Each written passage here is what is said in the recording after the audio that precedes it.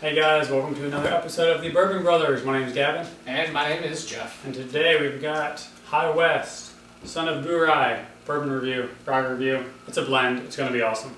Yeah, High West are based in Park City, Utah. They are, a can't really call them a distillery, I guess, since they source all their stuff, but they've put out a lot of great products. They like experimenting with mixing, whether it's different age ryes together, or whether it's bourbon and rye in this case, or bourbon, rye, and scotch. They like to mix it up, if you will. Certainly, and this particular bourbon, Son of Bourye, it's a blend of rye and bourbon. The bourbon is aged for no less than 5 years. The rye is aged no less than 3 years. And they claim that no bourbon on the market has more rye in it than this. That's right. Which leads me to think that the percentage of bourbon is higher than rye. Yeah. Just to make the math work, since bourbon has to be at least 51% corn. So, anyways, packs a lot of rye in it, but still gives you a good bit of the corn and the bourbon flavors as well. Yeah, we'll see how it holds up. This is bottled at 92 proof, and let's take a look at the color, Jeff. Yep. So it's on the lighter side here. Yep, 92 proof. It's certainly a little bit on the lighter, some golden with maybe little specks of a little bit of a darker color with it, maybe little specks of amber, but yeah, kind of more like a golden light amber. Yeah, golden, golden rod. Yeah, amber. Yep. It's making me thirsty. Let's take a nose, shall we?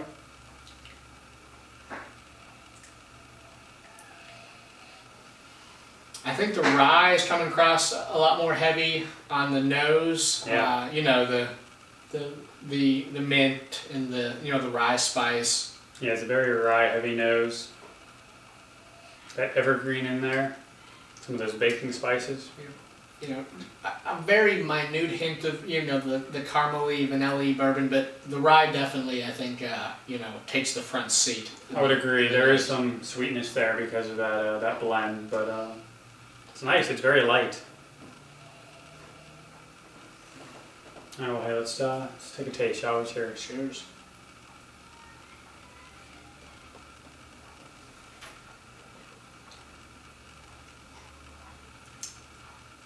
Kind of more on the lighter mouthfeel. It's not too light, but it's nice. Some medium body. Let's go with that. That rye spice is certainly there. Some more of that bourbon sweetness. Yeah, I think the bourbon's trying to kind of bust through that. Yeah. The vanilla is really coming through. The caramel is really coming through. Yeah, you get some honey sweetness in there too. Yeah. I think definitely caramel, cherry. I get a little bit of cherry in there, and there's still certainly a rye presence. Right. But I think the bourbon's trying to fight for the higher footing. Yeah, it's definitely trying to fight for the crown. The rye doesn't go away in any means. Still a nice rye punch there. It's just that bourbon kind of joins the club. A nice wave of sweet flavors going on. A little bit of oak as well, but nothing too crazy. A very nice blend. This is one of my top 3 High West products. Personally, I have tried quite a few. I like all of them, to be honest, but this is one of my top ones. Yeah, I think High West does a lot of quality products. The price point on this, I think I picked it up for 43 bucks. You might find it up to 50. So I mean, that's sort of the general position that most High West products are in.